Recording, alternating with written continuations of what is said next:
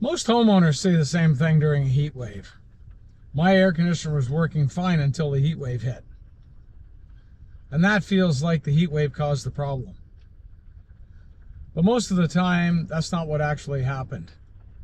Extreme heat usually doesn't create the problem, it reveals the problem. Here's what I mean. During normal summer weather, your air conditioner turns on, cools the house down, then shuts off for a while. It gets time to rest. But during a heat wave, something different happens. Your air conditioner may run almost non-stop just to keep up with the heat outside. Instead of running part of an hour, it runs most of the hour. And when a system runs that long, small weaknesses start to show up. Capacitor gets weak, compressor gets tired, airflow isn't quite right, the coil's a little dirty. During normal weather, those things might not stop the system from running, but during extreme heat, the system is under much more stress. And that stress can expose problems that were already there.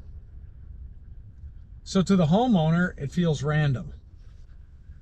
Yesterday, the air conditioner worked. Today, it doesn't. But from the system's point of view, it isn't random at all.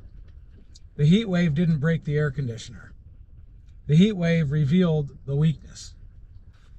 And that's why so many air conditioners fail during the hottest weeks of summer.